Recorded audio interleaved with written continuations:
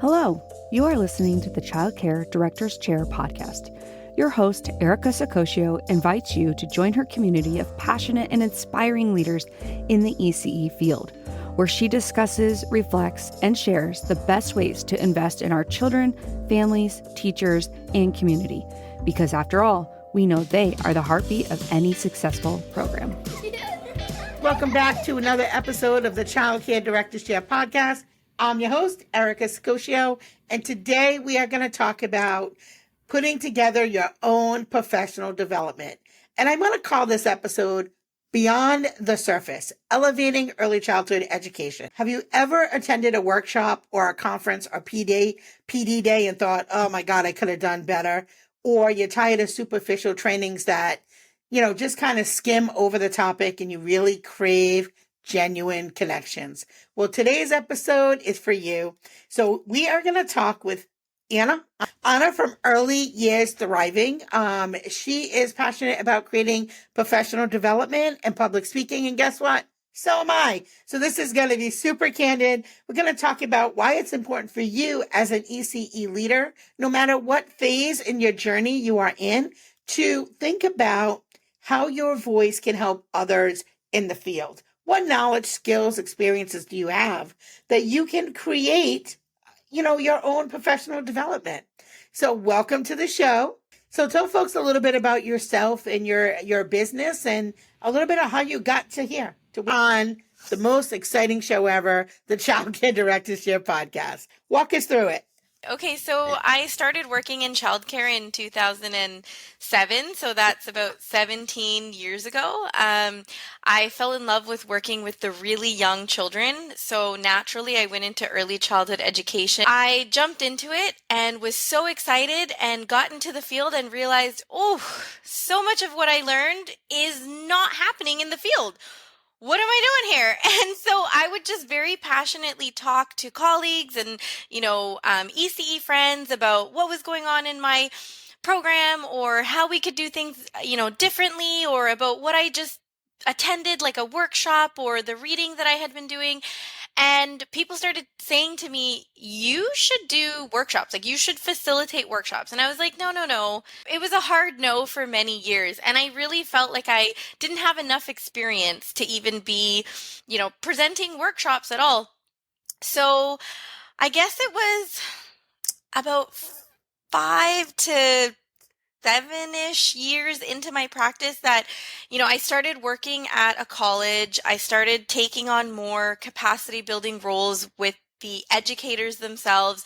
And then I kind of felt a little bit more ready for it. I felt the most ready because I was requested seriously to do it. And I also have a really great partner, my husband, who had been encouraging me for a really long time and helped me get started. So it was this combination of, feeling ready, feeling like I had enough experience and education, and having the right people who I could trust to give me that first start. And of course, the first time I presented a professional development, I was like, whoa. I love this. I love just connecting with educators. I love feeling like that spark, the love of learning is just kind of like in the room. And then it just blossomed from there. And I decided to go back to school. I'm still in school. So I'm completing a Master of Education in Early Childhood Education. And I think I'm just going to keep going for as long as I can because I love learning. I would say just as much as I love presenting professional development and teaching and speaking and doing all that kind of stuff, because they really go hand in hand, right? And then throughout all of it, I just acquired lots of different experiences from working in early intervention, working as a supervisor, working in colleges. And I've really been able to piece all of these different experiences alongside research and articles and what I've been learning in school to be able to deliver, I think, really well-received professional development now. So many things you said resonate with me. We have a lot in common. And yes, I love when people are excited and engaged. That's why I'm always like, with the online training, I'm like, it is not the same as in person. Something magical happens when people come together. They share their stories. They share their knowledge. And also, I think when people come together from different experiences, backgrounds, education levels, right? I think you can always help somebody, even if it's your very first year in the field. You have something special, unique that no one else has that you can share with them. So, what would you say? Or actually, I'm going to say, describe a workshop that you have led that you feel has made a lasting impact on your participants. All right. So to answer that, I'm going to say it hasn't been just one. The one that I can think of that left a really lasting impact was a series. It was a gathering, a community of practice that was put together over 6 sessions. And I've done it a couple of times with different topics, but the one that stands out for me is one that I just recently presented and facilitated on play.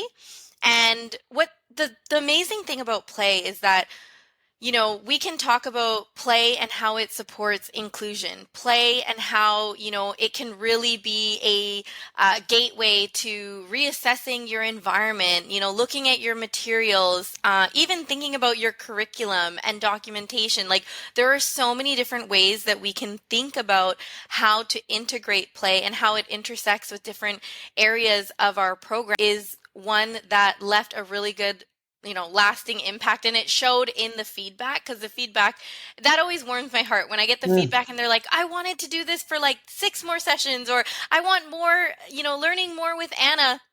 So I really love that one. I would say if there was one that I can think of that was like actually just one and it was done in a day, it would have to be one that I presented in Kelowna, BC, and it was for a school district and also childcare. So there was a mix between primary school teachers and early childhood educators, which was really, really beautiful. And we talked about play and a trauma-informed approach to play, and also integrated our early learning framework in that, to talk about how we would conduct ourselves in different play scenarios that sometimes make us feel really uncomfortable. And that one had really great testimonials at the very end as well. And it was one of those, moments where I had people coming up to me afterwards just being like, that was amazing. And you could just feel that reciprocated respect in the room as well, because we had so much open dialogue. That was a really lovely one. I would have to say my favorite, which wasn't necessarily a workshop, but was a strategic planning meeting that I did at my own school for my own company. And we did it on a Saturday, and we went together like 7 hours, but it was so hands-on. It was so engaging. The staff learned so much about the inner workings of the school, like the business side and their piece in that. I feel like that impact lasted like about 6 months. They were probably ready for another one after 6 months, but the first 6 months, they just asked so many questions and were so engaged, and were just like, hey, I did this in the class, and, I feel like this can make it better for parents, or so their feedback, all those things really did help me want to continue to do strategic planning meetings on a very regular basis. So those are kind of my favorite when we get into some types of strategies. So let's say that somebody's thinking about doing it like you had for a while. What techniques do you use to keep participants engaged during workshops? I would say definitely, I've leaned into making more opportunity for reflecting together. I think early in my career, I made the mistake of just wanting to dump a bunch of information on the participants, right? Because I felt like I want to share this. And I felt very tied to my slides. So it was like I would have 60 slides, which is way too many for like a 2-hour workshop, like trying to get through. But now I lean into more like asking reflective questions, leaving space for dialogue. And what's funny about online, because I know you were talking about like doing things in person and online, I find the engagement is more rich in person, but the interesting thing was going from having all my experience in person to getting online and now going back to in person. What I loved about being online was really letting people sit in silence when they didn't want to chat. And I have this funny thing that I do where I will literally say to the group, all right, here's the question. Now we can sit in silence, awkward silence, or we can have a conversation starting now. And I will just sit there and it will last about 15 seconds most of the time. Once it really did go on for almost a whole minute. And sitting in silence for a minute, it's rough, you know. But I also like to use humor as well, right? To get people engaged. That's the other thing too, is like when I've gone to professional developments and or, you know, workshops or even attending a class and the person is so monotoned Mhm. and it's just about facts. Like I won't remember all of that, but I will remember the experience. So I think it's about also the experience that you're giving people, right? Like making sure that there's space for everybody's voice to be heard if they want their voice to be heard, you know, getting people feeling something, maybe giggling a little bit. You know, I love to throw in little jokes here and there and just throw in that personality that's, you know, not just me as this dry educator, but like spicy, right, Erica? I can Mhm. see that you have that spice too. We just gotta throw in that spice.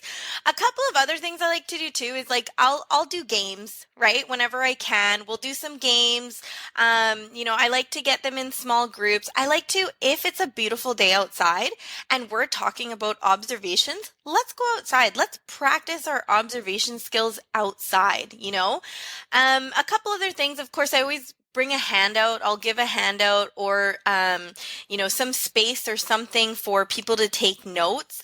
And I like to create lots of visual opportunities. So whenever I can, I'll, you know, show a video of, let's say we're talking about play and what we would do next in making curriculum. Then I'll show a video and I'll say, hey, let's talk about this. Let's web, like create the web right now, right? So I like to get people's emotions moving, bodies moving, mind thinking, and to feel something and be able to voice our opinions, creating this space where people can be heard. So, what I take from all of that very great nuggets of knowledge that you've just shared is two things. Number one is when you do that reflective practice, you make the workshop about them, not about you, right? So when it's reflective, it's what do you think, not what I want you to think. So I think that's really important. And the second thing that I love that you said was use multiple ways to drive the message home. And we have to understand that adults learn differently, just like children learn differently. So, as you said, some people might talk, some rather sit back. Maybe there's a video, maybe there's writing. So, I think that that's also important when you're putting something together to have at least two or three different aspects on how they will learn during that. So, you shared some really great things there. What challenges have you ever faced when creating workshops? I would say I haven't found too many challenges in creating workshops, but I've definitely encountered challenges presenting workshops. Mostly managing groups, I would say, in my early days, mostly because you look so young. And that's why I always open with, I have 17 years of experience because I've actually had somebody say to me, you look like you're 19. And I'm like, no, you know what? It's the bone broth soup. Thank you so much. To say to that, right? It's good vitamins. I don't know. I do exercise. But like, you know, so that's one of the things that I've had to encounter as like a young looking professional. I had to learn how to, after having these situations and going back and reflecting, I've learned to really have boundaries and like set up those boundaries in the beginning. Set up the disclaimer, right? State that I am not a 19-year-old. Like we're gonna make this interactive today, but that also means being respectful when we're in this professional development together. That also looks like, hey, if we disagree with each other, that's okay, but we still need to respect each other when we're communicating with each other. That also looks like if we're talking about a really challenging, you know, concept or something that might trigger some really strong emotion, like we're talking about, you know, racism or we're talking about oppression or we're talking about trauma, like if anything is bringing up emotions for you, like that's a good signal for you to check in with yourself and feel free to like get up and go grab a tissue, go outside, grab a drink of water, go get some fresh air, right? Like, and I've gotten better at reading the room and knowing how to manage those situations. So My challenges have never really come from creating the content. I feel like that's like a flow. The slides come and the ideas and the linking of the ideas, they come. And also, my husband has helped me with structure so much because I'm an ideas person. Everything connects. My brain is just a web, but he's helped me with creating structure. But my challenge has mostly come from those experiences, right? Of like dealing with not only in the session, but after the session too, because there's going to be people who, there's very few, but some people leave some really nasty things in the feedback form. There's like 100 people who are like, this was amazing. And then there's one person who's like, seems like this person has their own trauma to deal with. Seems like Anna's got so much trauma. But then even though, that feedback, I learn from it too, because I go, wait a minute, what in this session made that person think that I have, unresolved trauma? Like, was it a particular story? Was it a way that I communicated something? So all of that, as hard as it is, it's all learning for us as facilitators. So yes, anybody who's presented before have had all of those same challenges. So that is not a you thing. That is a group thing for sure. And I talk a lot, but we had a teacher that talked all the time. And sometimes we had to say, before we start the meeting, could we give other voices an opportunity to talk at this meeting? So sometimes, like you said, that disclaimer at the beginning, asking people to be respectful, shut off their phones, that you're present and you need them to be present too, for them to get the most out of it. So how do you decide what topics that you really want to dig deeper into? And maybe share a time that maybe you've adjusted your content, because I thought we were going to talk about one thing, and then as we start to talk, it starts to blossom, right? Because when we want people to be reflective, then we start to really engage into some meaningful conversation. So tell me a little bit about, an experience that you might have had where maybe you had to adjust a little bit. Okay, so I'll answer the first part of that. Okay. So I actually have not had to come up with my own topics. And if you go on my website, you'll see there are so many titles, and I've categorized them because over the years, these have been requested from me. So I've actually not really, aside from, I would say, the trauma-informed approach to play, I have not actually had to come up with the content. It's like I'll just get a request. And over the years, because I've been doing this now, the workshops for about going on 8 years, almost 9 years, I just create based on what has been requested of me, which has been very beautiful. And it's just kind of grown and grown and grown. Like, I've presented over 300 workshops. I have over 50 unique topics and titles, titles, and they've all been categorized into topics now.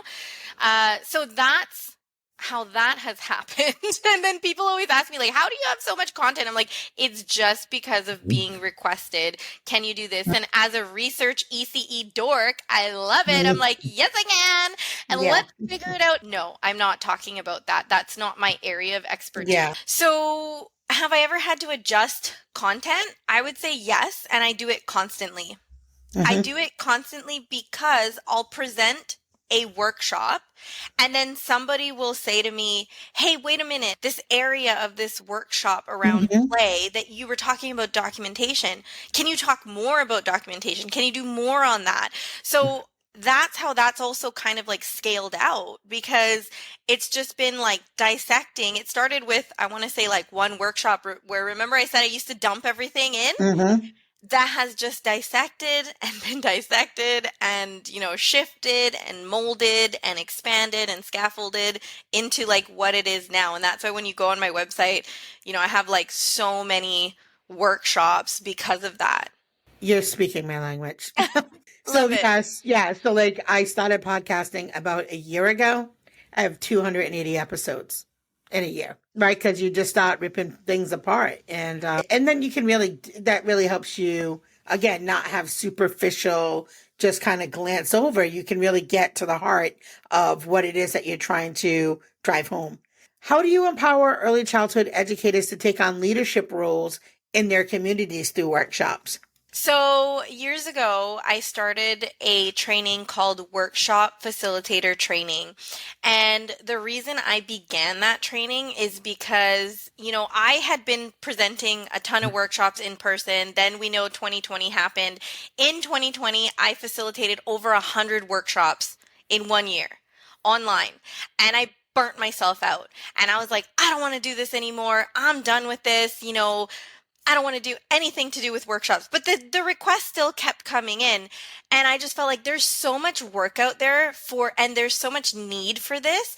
And I can't do it all by myself. And I truly have like an abundant mindset, right? Like I've worked so hard to get to this point where it's like, I truly believe in abundance. And so I created this workshop facilitator training to really help early childhood educators who want to share a positive impact, share their voice, even to bring back that spark and love of education for themselves. Because that's what happened with me when I started facilitating workshops. Doing this work is so empowering for early childhood educators because once they acquire these skills of public speaking, of creating content with structure, by the way, because my husband helped me with that one, and they tap into their creativity, their innovative side. Like I've seen early childhood educators who have gone through my program, they have just blossomed. And some of them are out there like regularly facilitating workshops because I helped them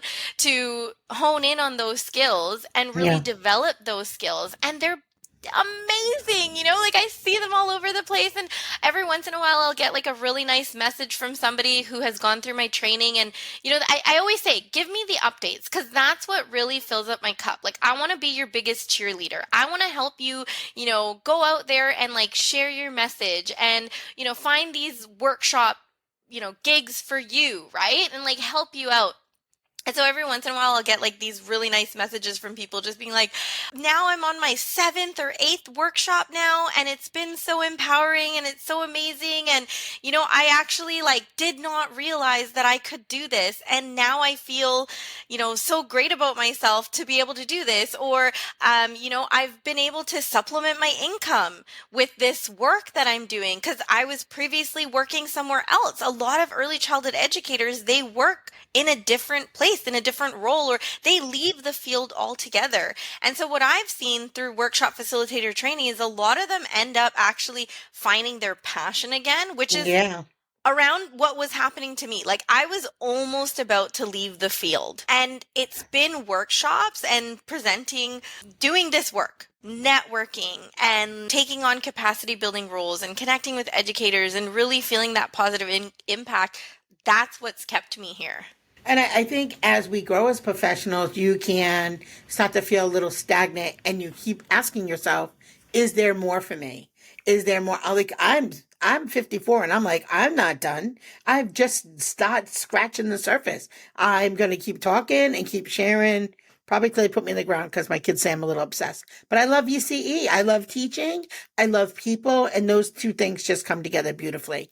So as we start to wrap up, can you share with us your vision for the future of professional development in the field of early childhood education? So I think that, what I would love to see in early childhood is more ECE voices in the professional development field, because although it is amazing to hear from doctors and psychologists and counselors who all have, their education and training in early childhood, is not the same as working in a childcare program. And that's why my workshop facilitator training program is specifically for early childhood educators. Now, I do have a disclaimer on that because when I am actually going through the intake process with people who want to learn how to do what I do, I ask them, why are you doing this? And if their answer is because I don't even like working on the floor, or because I'm looking for a different job, or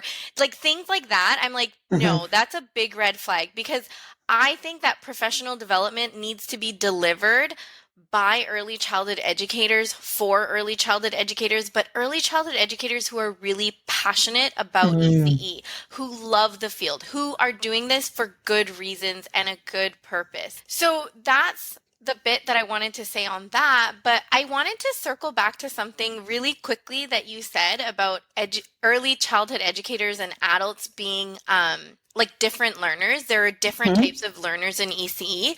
So when I think of, what I hope for ECE is I hope that there is more space for a diversity of the different modes that people can learn and have that all be honored, because not everybody is going to be able to sit down and read an article. Some people are going to rather listen to a podcast, right? Listen to Erica's podcast and still be able to learn and absorb from that mode of learning. Just like, I love the in-person stuff. I love conferences. I love connecting with groups that are like hundreds of people in the audience.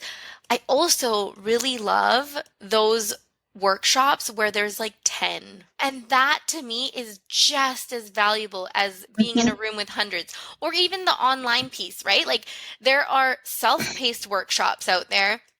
And I have many of them on my website, like self-paced workshops that are amazing for people like me who I got 3 children. Sometimes I just want to log into a library where I can binge because it's like the week that my kids are actually all in school. Nobody's got runny noses, right? Knock on wood. But then there are also times in my life where I'm like, I need that deep, rich learning with a group or a cohort. So I'm going to join a course or a community of practice or like a series of workshops and do it in person. So I just hope, and what my hope is for ECE is that all these different modes of learning are respected, because we all go through different needs at different times and we're all different types of learners. Now, what I hope doesn't happen though with that is that somebody clings on to just doing everything self-paced, just doing everything auditory, the auditory way, just only doing, because I see that a little bit too in ECE. I see people who really push this way is better, that way is better. I don't like to say that any way is better, to be honest. I think they all have a place in ECE, and we just have to make the room an opportunity to honor that, hey, we're all different learners. And sometimes, I love learning from listening, but sometimes I really love just picking up my paper or a book and just sitting and highlighting and reading, right? But I don't get to do that always. But whenever I can, I want to be able to do it. So just having that space where all modes of learning are respected. Yeah, I think that is beautiful. And I love your vision of having practitioners in the mix, people who are in the field doing the actual work, because they can understand the day to day. And even just from somebody who's been in the field a long time, what we're facing right now today looks different than 10 years ago. So you're right. If you haven't been in a classroom in 10 years, these are different classrooms now, different children, different families, right? There's a lot of things to consider. And my vision would be to have more voices of diversity in general, more voices, especially my male educators in early childhood. I beg you guys to come to the mic and share as well, because I think they also bring a wealth of knowledge and a different perspective on things. So thank you so very, very much for being on our show. Tell folks where they can find you. Well, you can head over to my website, www.earlyyearsthriving.com. I also have my own website. If you Google my name, Anna Vale Rivera, it's right there. And same with the social medias, right? You just put that little A sign, the little handle sign in front, and you'll find me. So thank you, everybody, for tuning in. Make sure you join our mailing list to stay up to date on the latest ECE trends, learn what's coming up, different events, connect with the Child Care Director Chair community, because you don't want to miss out. Thank you, and as always, have a great day. Well, all the cute little kiddos have been picked up, and it's time to go home. And that'll do it for another episode of the Child Care Director's Chair. Please leave a review so Erica knows the information is helping you to manage and improve your childcare centers. Remember to subscribe to get the latest episode from Erica's Childcare Director's Chair.